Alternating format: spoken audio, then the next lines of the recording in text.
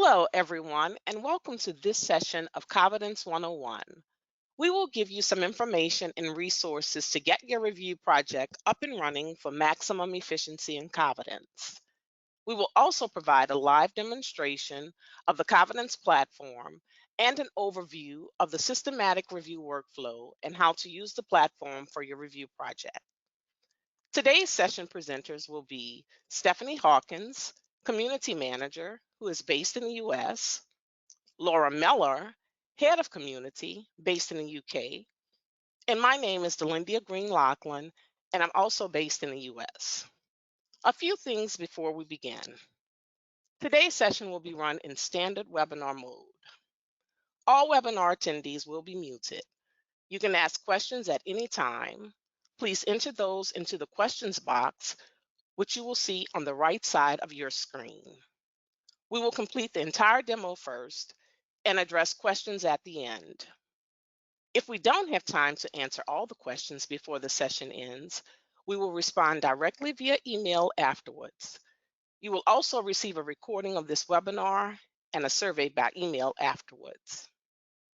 In addition to what we will be covering today, we also have a lot of other support resources, such as video tutorials and helpful articles on our knowledge base.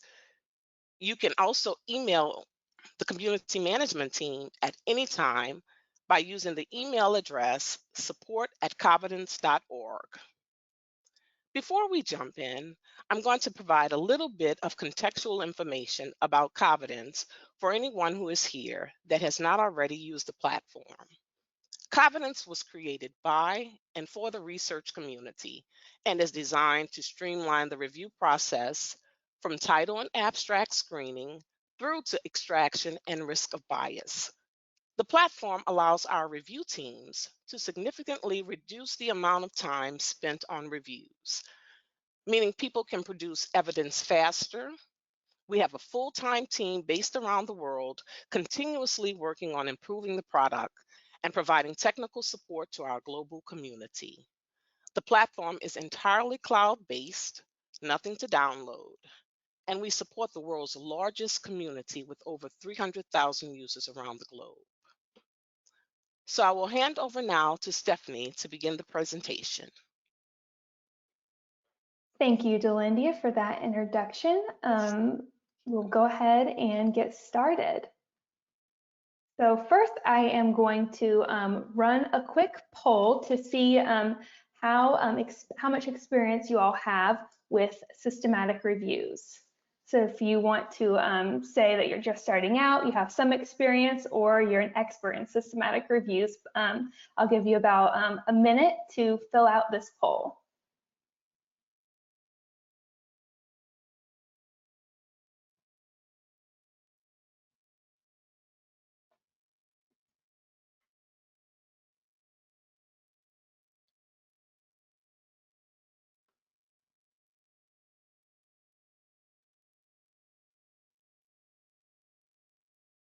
All right, it looks like the answers have stopped rolling in. I'm going to give you just a few more seconds before I close the poll. All right. So it looks like 57% of you are just starting out and doing your first review, and 43% have some experience. So that's great to know where you all are coming from. So to start out with this demonstration of Covidence, most people join Covidence via an invitation similar to this one you see on my screen now. This example is an invitation to join an institutional account, but if you receive an invitation to join a review, it will look very similar. Once you click on the Accept Invitation button, you'll be taken to the main landing page for Covidence, where you can either sign in or create an individual user account. You can also do that on the main page by clicking the free trial button. And we recommend that you use your professional or student email when creating your account if you are joining Covidence to access an institutional account. You can add personal emails on your profile, and each account should be associated with one individual. You can have multiple emails on an account, but you should not have more than one person.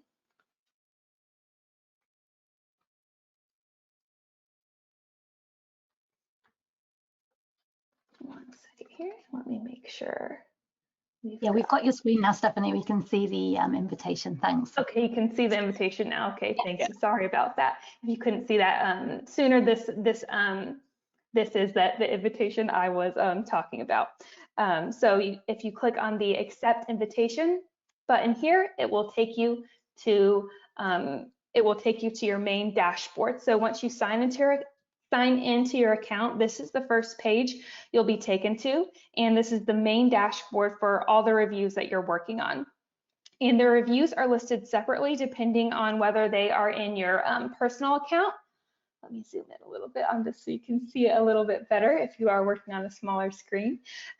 So if you have your reviews, or if you are a member of an institutional account, you can also see the number of reviews if you're a member of other institutional accounts besides your own review.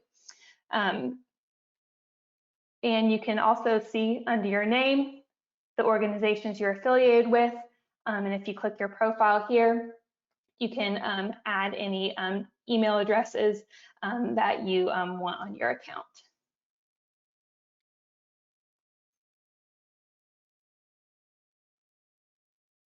And you can click this button, Start a New Review, to create a new review. You can fill in some information, including a unique title and the details of the review type. You can click a systematic review, or scoping review, rapid review, umbrella review, a literature review, or any other type. And you can select the discipline you're working in, medical health sciences, any of your areas of research, and then you can select which institution. I have a few here, as you can see. Usually you'll have your account, and then if you're a member of an institutional account, you'll see that one, and you can see how many reviews that you have left to create. Now to go back to that main dashboard on our review summary page, I'm just going to click the Covidence homepage button. And now I'm going to go into an active review. So the first page you see when you enter the review is the review summary page. I'm going to click on this review. So this is the standard review project framework, which is automatically generated when you create a new review in Covidence. And these are the three main steps in any Covidence review, which are the title and abstract screening, full text review, and extraction.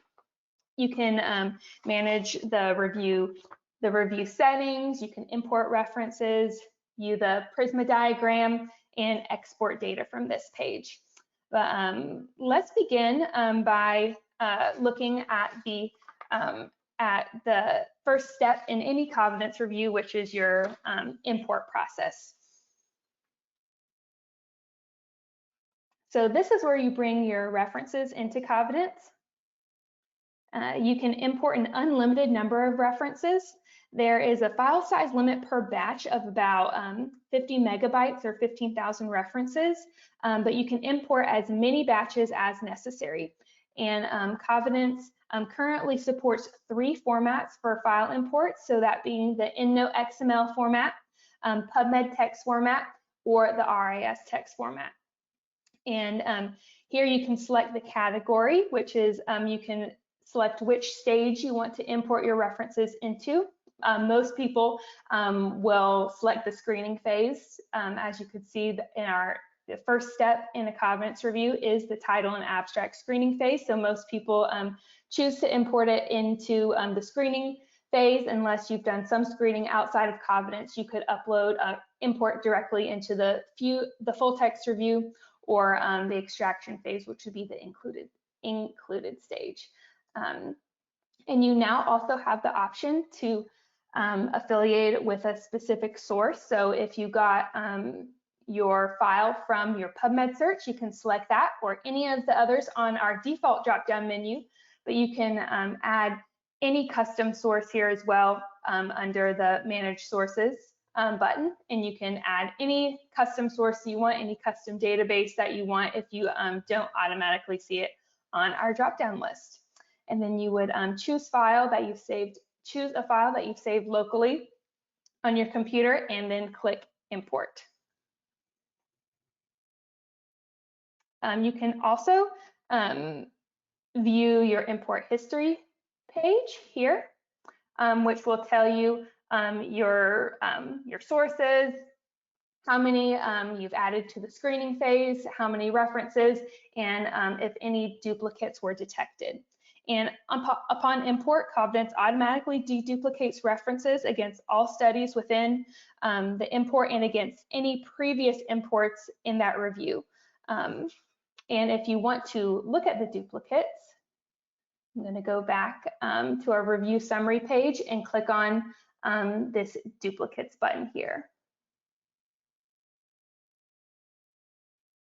You can view the system detected duplicates here.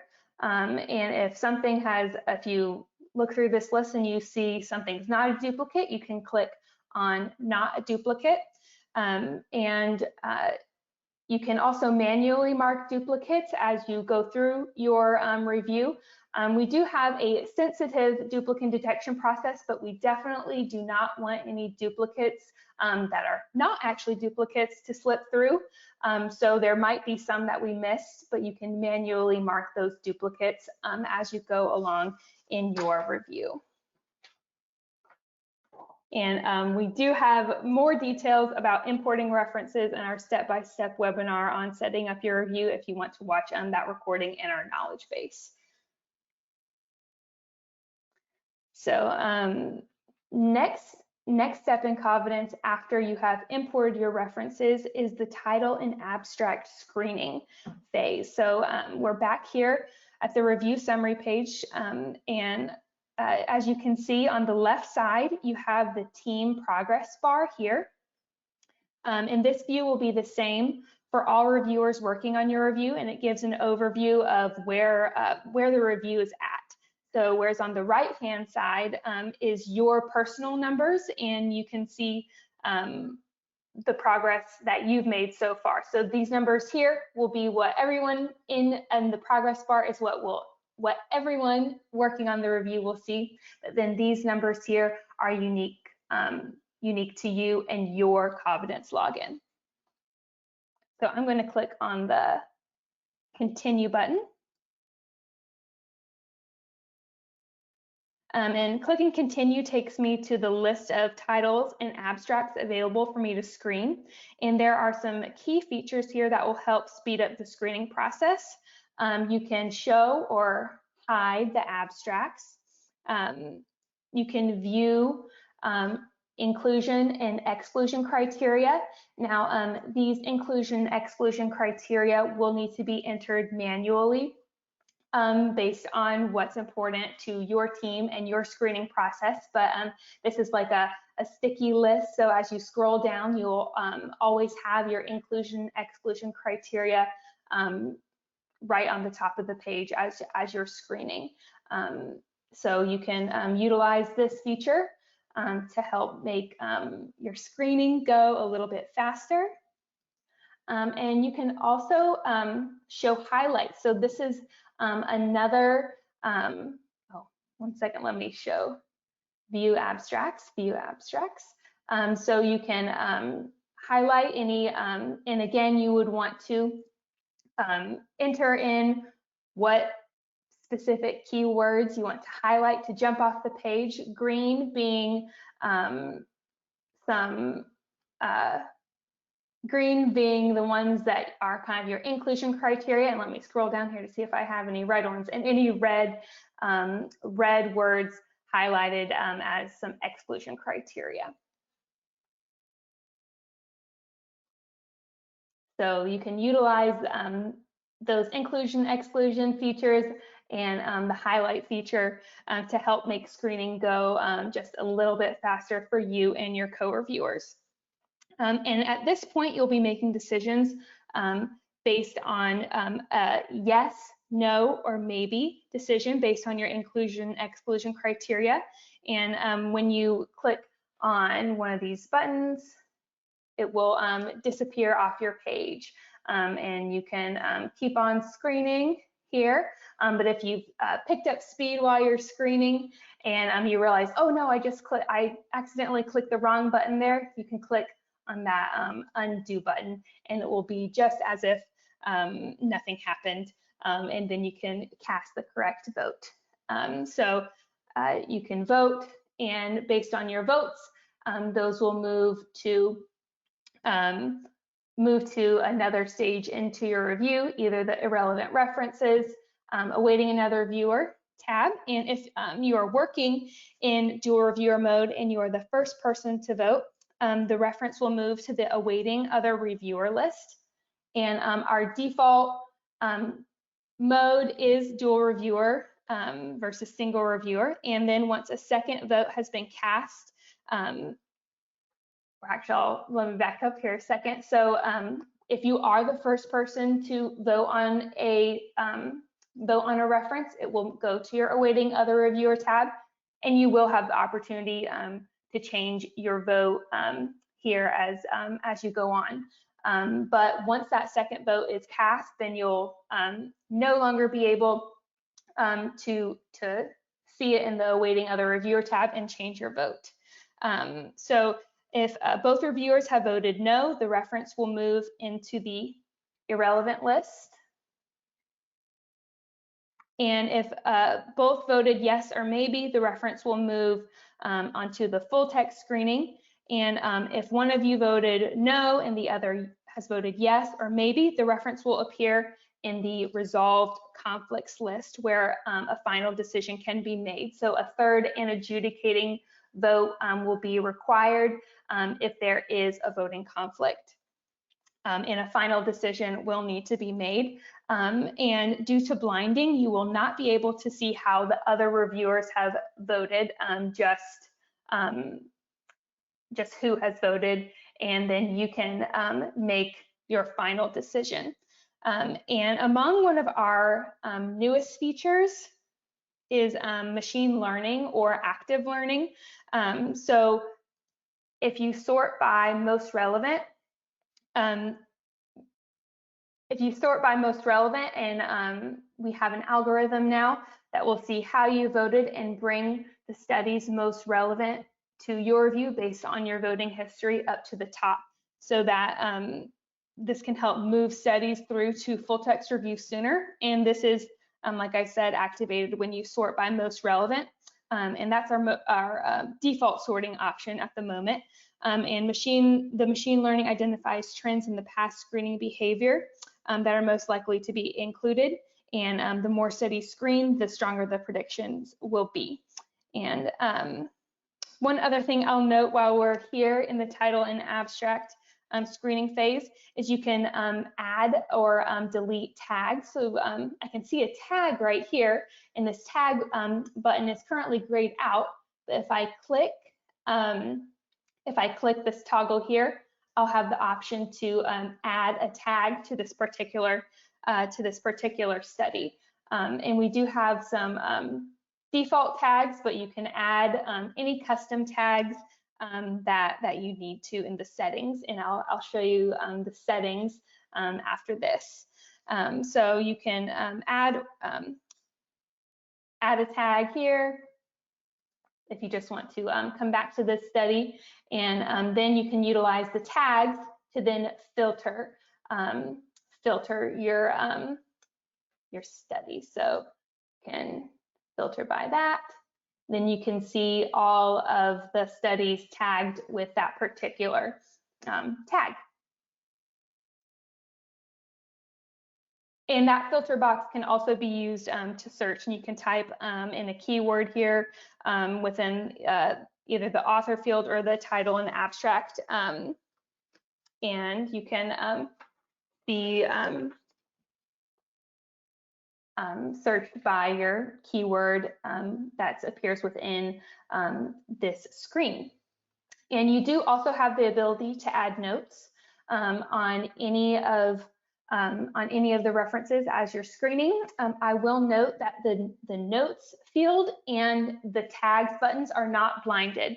So you do want to be aware that you're not tagging studies or making a note on studies that could possibly influence the voting process. So they can be very helpful, but also just be aware that the notes and the tags are not blinded like the votes are. Are there any questions that I haven't gone over in this title and abstract screening before I go to show you all the settings? Nothing for now. All right. Thanks. So I'll go back to the review summary page here and click on the settings. So I wanted to show you all the settings after I showed you all the title and abstract screening so that you'll have some context of what these settings and buttons might do. So there are 5 buttons and settings which help you to manage the review and the review team and speed up the review process. So on the review settings tab here, you can update the name of your review, or the review type or area of research that I showed you on that start a new review page. So you're not stuck with your selections.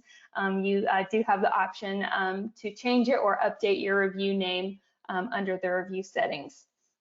And for reviews being completed in the medical and health sciences area, you can now enable the RCT classifier, which provides you with a prediction on whether studies in your review potentially report on an RCT and can significantly speed up the screening process.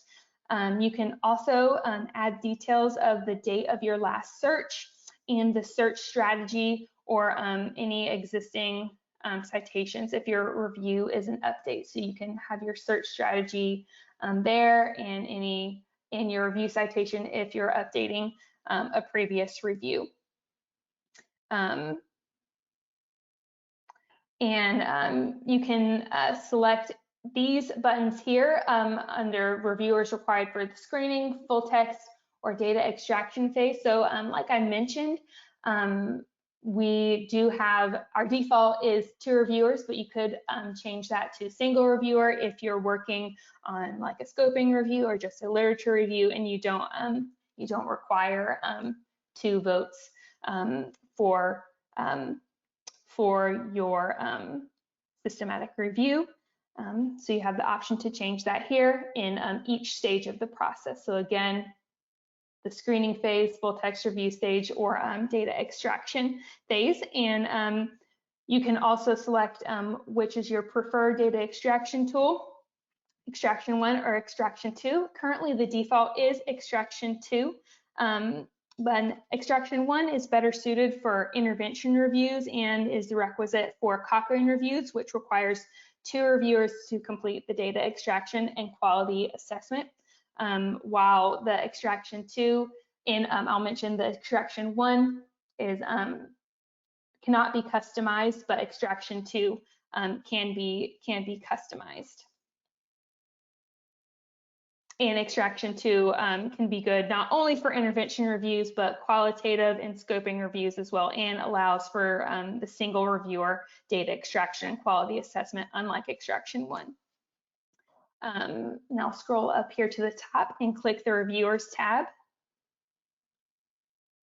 So this is where you can invite and remove reviewers. If you have a paid account or if you're part of an institutional account, you can invite an unlimited number of co-reviewers.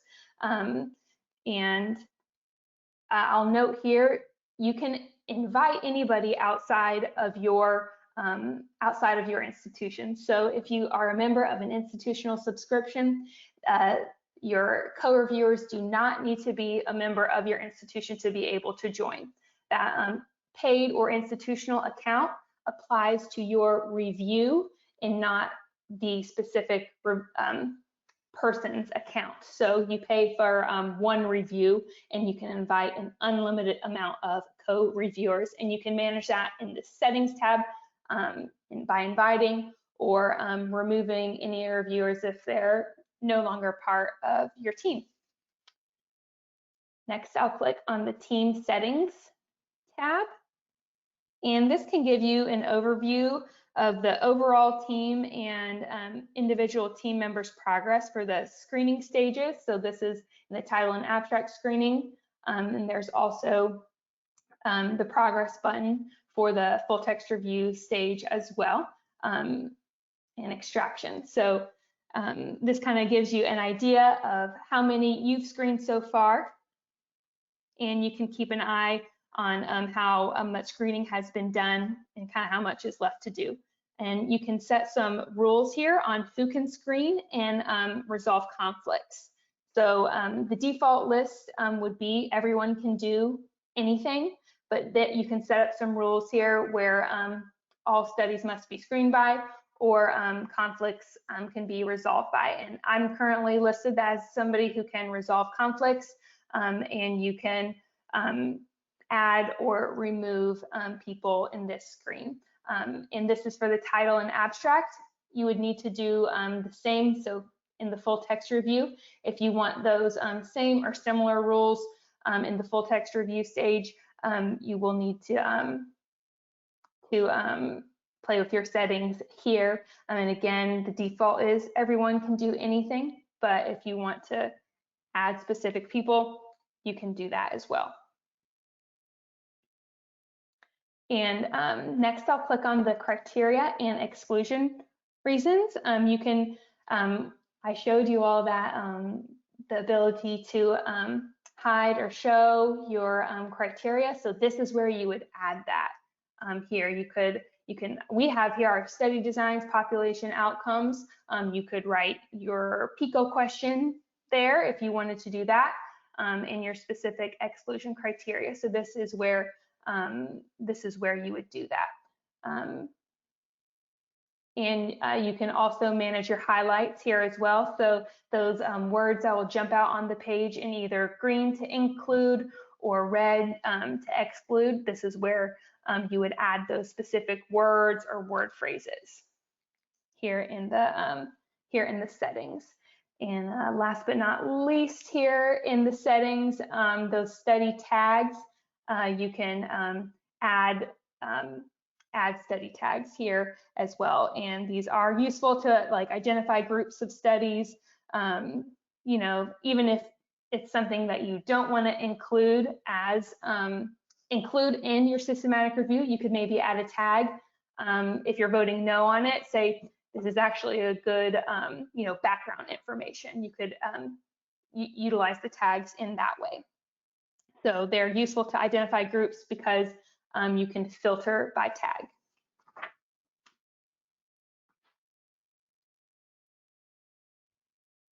Now, are there any questions about the settings that I didn't answer? Not seeing any. Okay, so that is importing references, title and abstract screening in the settings. So the next stage in your in the review process would be the full text review. So again, like in the title and abstract screening, you're going to see your team progress bar here on the left, and then your own personal progress here on the right with how many of you screened, how many you can resolve, and how many are left to screen. So I'm going to click on the continue button now. So in the full text review stage, the voting options are different. You will have to make the final decision whether you want to include or exclude a reference in your review. So if you vote to include, that will then move on either to your awaiting another reviewer tab if you're the first one to vote on it, or move to either resolve conflicts or move to be included in your review. And again, if you picked up speed and accidentally clicked the wrong thing, you can just click undo like you could in the title and abstract screening phase. And if you select exclude, you will have to select a reason that you want to exclude the study. So we do have some default options, but if you don't see the option here that is the reason why you're excluding it, you can edit the list right here from the drop-down menu. So you will, and I won't actually click confirm on that just now, but you will have to select a reason whether to include or exclude your reference. So there are two types of conflicts that can come up in full text review. So one of those being if somebody voted include and someone else voted exclude, you will need to make the final a third and adjudicating vote for the final decision to include or exclude that reference. Or a second type of conflict can arise where the exclusion reason was different.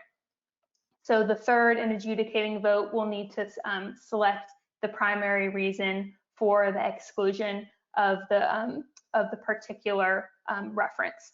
And then these exclusion reasons will appear on your PRISMA flowchart.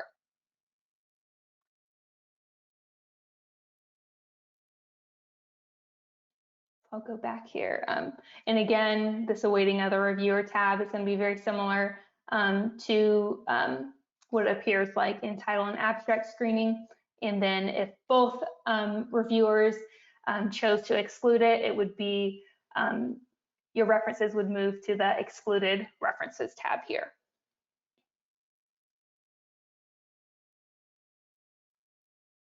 And now going back here to the main screening page in full text review.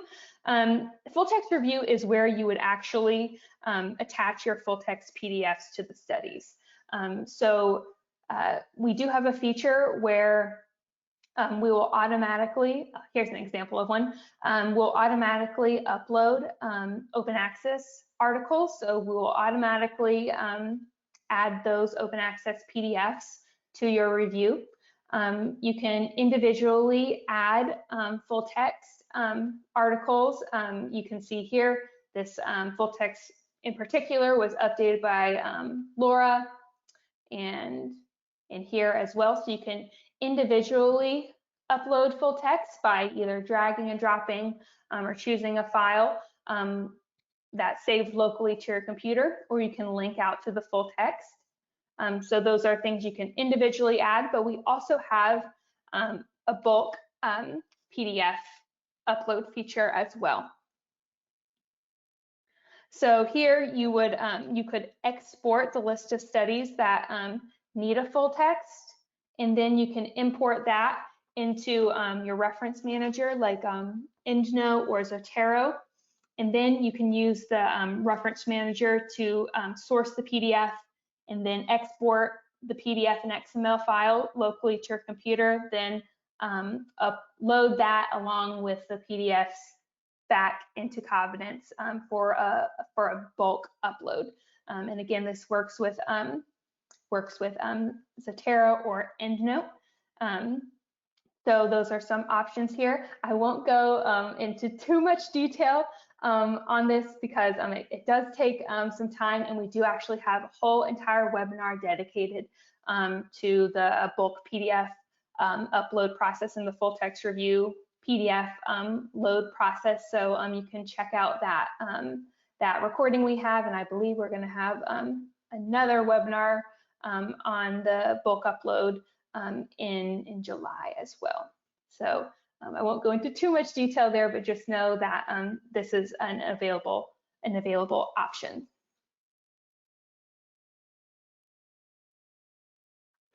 And also, of course, if your DOI number is included in your initial file import, then the DOI link will be here as well, where you can click out to the publisher page, and then you'll be able to see what type of access your university has for that particular article.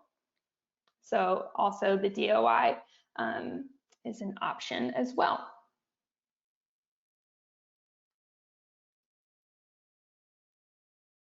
So going back here to the review summary page, the final step in a Covidence review is data extraction. So again, that team progress bar and your personal progress bar. And once you have your included studies, you can click continue here. And as I mentioned earlier, there are two options in Covidence, extraction 1 and extraction 2, and the benefits of that. And what I'm showing you here is extraction 2. So you'll need to create and publish templates for data extraction and quality assessment if you need to do a quality assessment component before you can start the data extraction. And those are these buttons up here. Before you've started, these buttons will be blue. Since this review is already in progress, these buttons are white, but if it's the first time you're in here, these buttons will be blue, and you'll need to set up your data extraction template. But you can edit your template at any time, so let's have a quick look at the data extraction template first. So there's a basic template that's built into the system, and it's completely customizable in extraction 2. You can build on this, or you could choose to start from scratch, but you know, we definitely recommend to build on this. You can add sections, add heading, subheading, field, single choice, checkbox, table. You can add any new items, or you can select, if you don't want a particular component, you can choose to delete it as well. You can also add any notes or instructions for the extractor, for your extractors here in this field as well. And like I said, if you don't want a particular component in your data extraction form, you can choose to delete it. This is just our default list. And you'll see a preview on the right of how the form will look for your reviewers. And like I said, you can edit the section headings straight in here, or you can choose to add any items as well.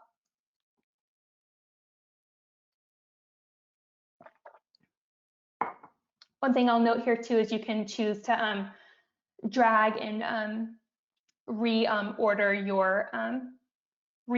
your sections as well.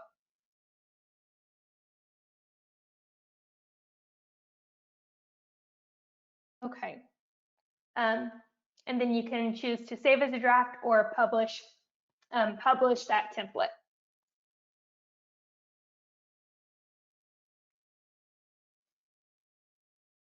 And you can edit that template as many times as you like. Just be aware that before you've started the extraction process, you can edit it, but once you've started extraction, it will apply to all the sections of the form for all references. So if you remove any sections from the form, this will also delete the extracted data for those sections. So once you've finalized your data extraction, you can click the publish, and it will make it available for other reviewers on your team to see. Now let's take a look here at the quality assessment template. I'll click on this as well.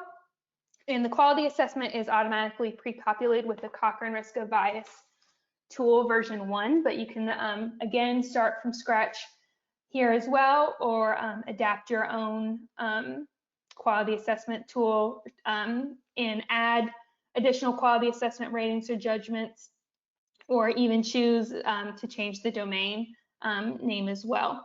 And this is useful if you're looking at observational or qualitative studies, and you can then you know, save your template, or choose to publish it as well.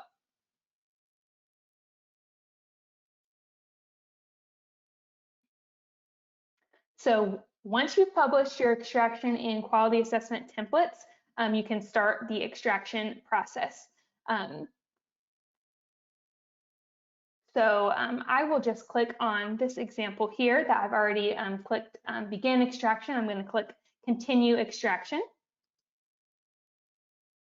And once you click on that, you'll be able to see the PDF on the left-hand side and your data extraction form on the right.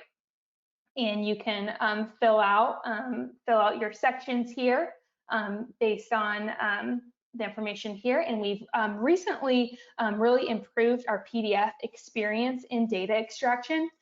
So now you can zoom in, you can pan around, you can search within the PDF, and this just, instead of like a Control F search where it's searching everything on this page, the search here will just search in the PDF document and not also in your data extraction form.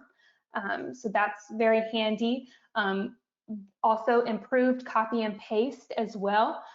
So it's not going to, so I'll utilize this, and you can copy and paste information into your data extraction form without the formatting.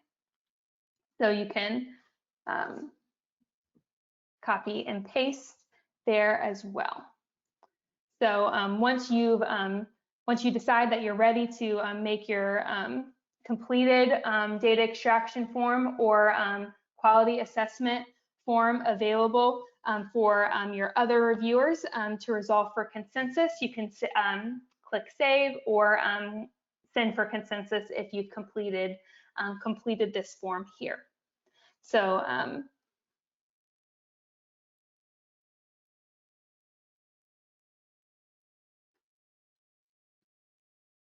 So yes, now you can click on send for consensus. And like I said, the default is extraction in dual mode. So it will require a third person to check. It can be one of the people who has extracted, or a third and different person.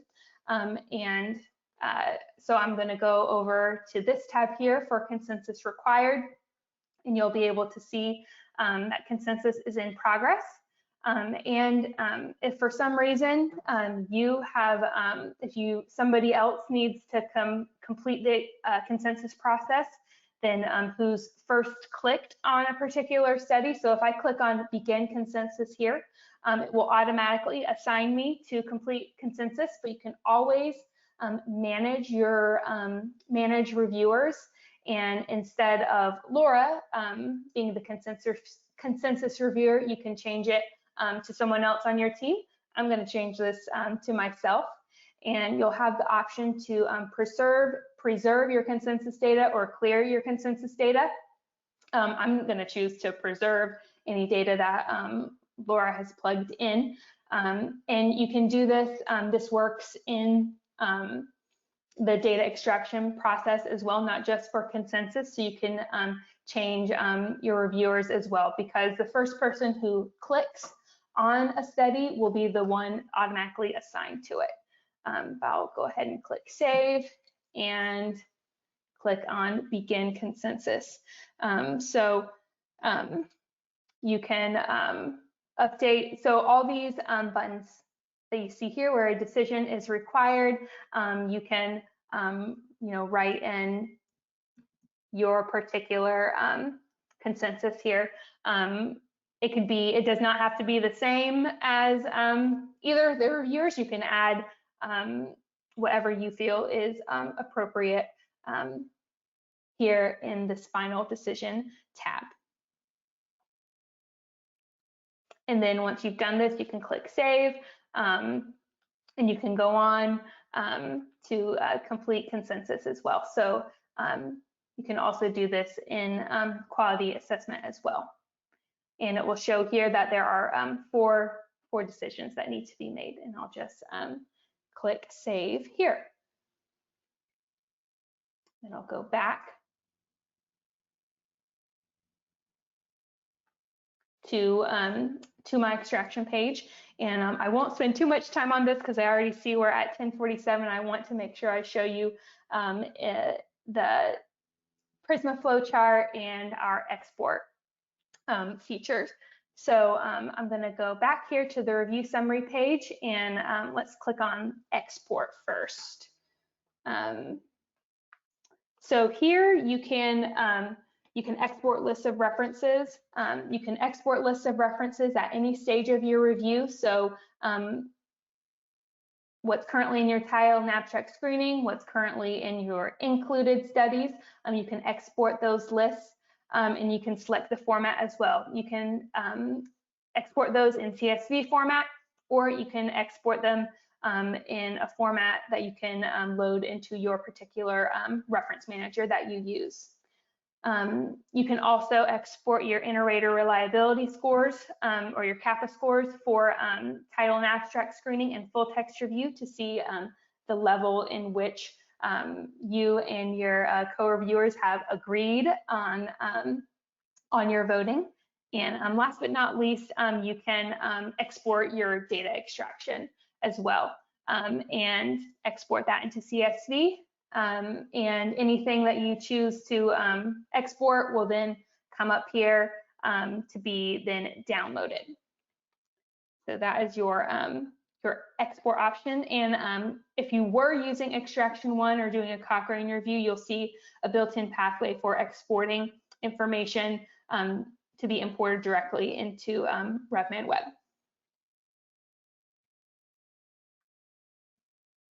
And now finally, I will show you the PRISMA flowchart workflow. So the PRISMA flowchart will be automatically pre-populated with the information on your references, and the numbers will be updated once references get to that certain point in your review and complete their pathway along the review. You can see here your sources that you assign to import, how many came from each particular source. And you can see here if there are some that you had not originally specified, you can choose to update those to associate them with a specific source. As I mentioned, when you select an exclusion reason, that will be populated on your PRISMA flowchart as well. So as you've moved through your review, you can see in the PRISMA flowchart is constantly updating based on your votes. You can view this as a text to just essentially copy and paste somewhere else, but we also have the option to download it as a editable document or Word document. So this is what that looks like. This is a fully editable document here. You can update or add anything. So you can backspace or add or remove anything. And we have created this PRISMA flowchart to most align with the PRISMA 2020 updates. So, and this also has a date stamp on it. So as I said, the PRISMA flowchart is constantly updating based on your votes. You can see at what PRISMA flowchart and when you exported it, because it has this very helpful date stamp here. And we have run a separate webinar in our step-by-step series that provides more details on how Covidence can help you provide the key information for your report or publication based on the 2020 statement.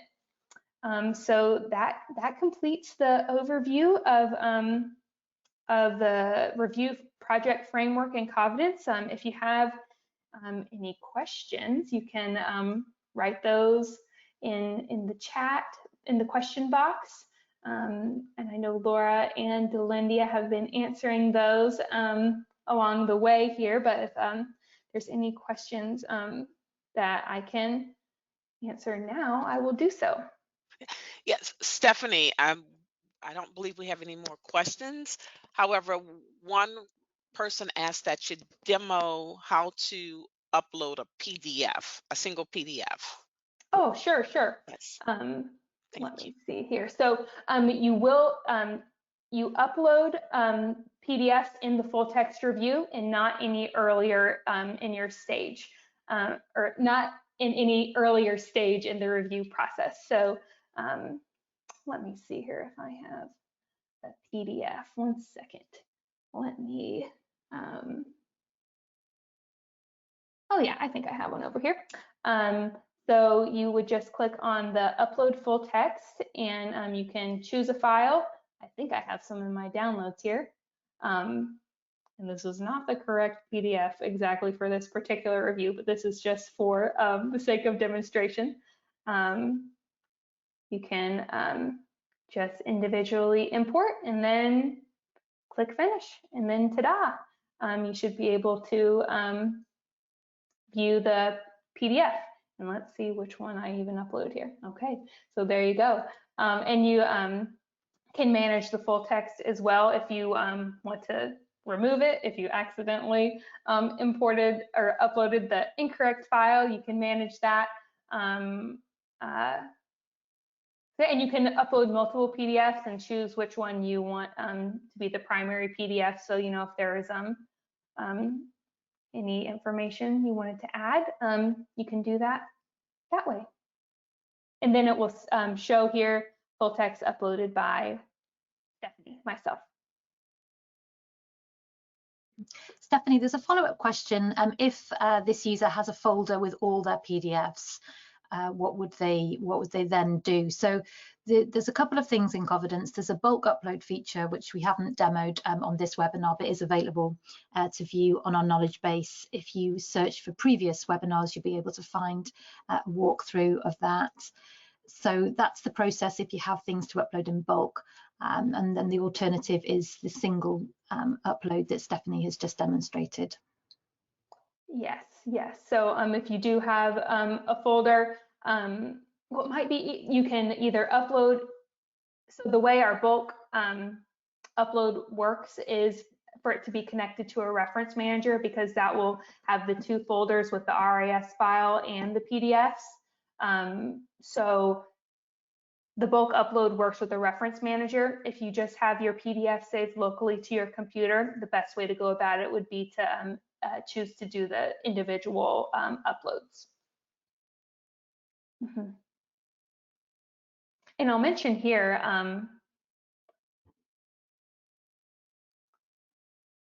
oops, I did not need to click on that button. You can see here on the help tab our knowledge base.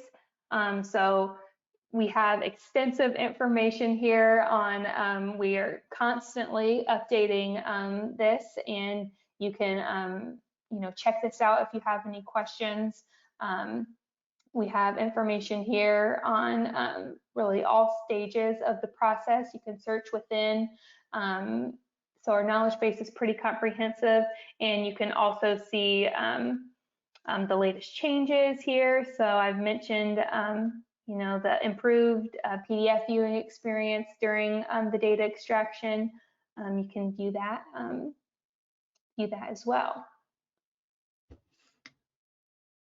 Thanks, Stephanie. There's one more question I can see. It says, if I've started the title and abstract screening in another reference manager like EndNote and would like to move the remaining process to Covidence, do you have any suggestions on how to move the references? Oh yes, so if you you can export your XML file from EndNote. So if you've already done a lot, if not all, of the title and abstract screening in EndNote, you can choose to import those files. So you would export your EndNote XML file from EndNote, and then since that's a Covidence compatible format, you can upload that directly, import that directly into Covidence. And you can put those files directly into full text review and completely bypass the screening process, the title and abstract screening process, if you've already done all of that outside of Covidence. But I know a lot of people who do choose to, you know, even if they've done some screening outside of Covidence, they still choose to import into the screening stage just to check on the deduplication. Cool. Yeah, and I just add to that if you're using a free trial version of Covidence, you're not able to import straight into the full text review or into the data extraction. You have to import into title and abstract. So what Stephanie's displaying now is the view that you would have if you're using a paid Covidence account. If you're on a free trial, you'll have that restriction where you have to bring the references in the title and abstract. You can't choose to bring them in later. Thank you for that, pointing that out. I did not mention that. Thank you, Laura. Sure. Any other questions? Any other questions?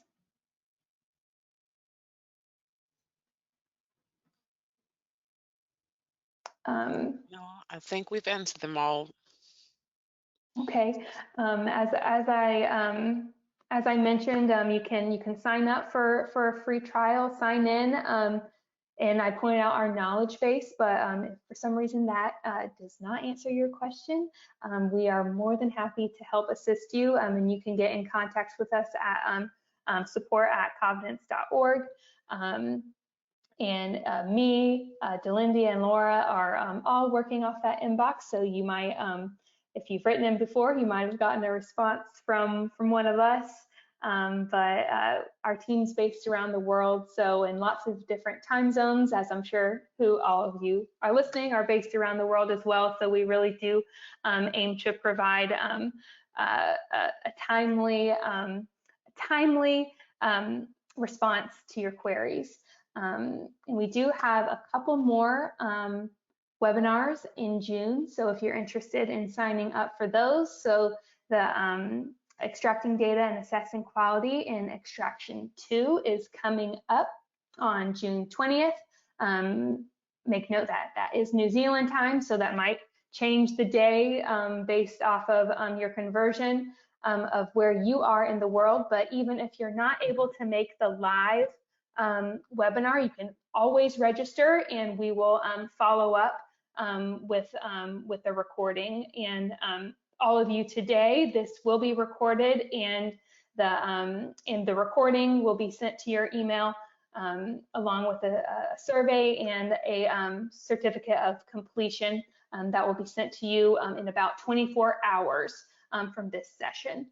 So just note that should be about a day that you'll get an email from us with the recording of this session. And again, you can sign up for either of these other June webinars, and we have an update on machine learning or artificial intelligence and systematic reviews at the end of June, as well with our CEO, Dr. Julian Elliott.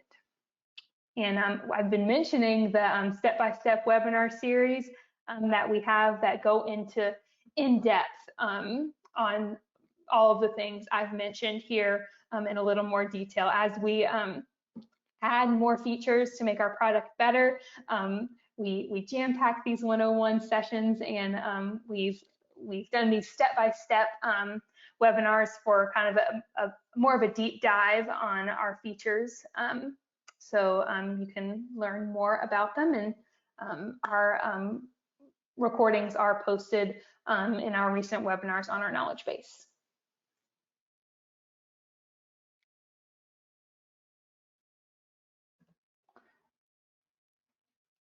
So thank you so much for your time, and we're just 1 minute over the hour now, so thank you all so much, and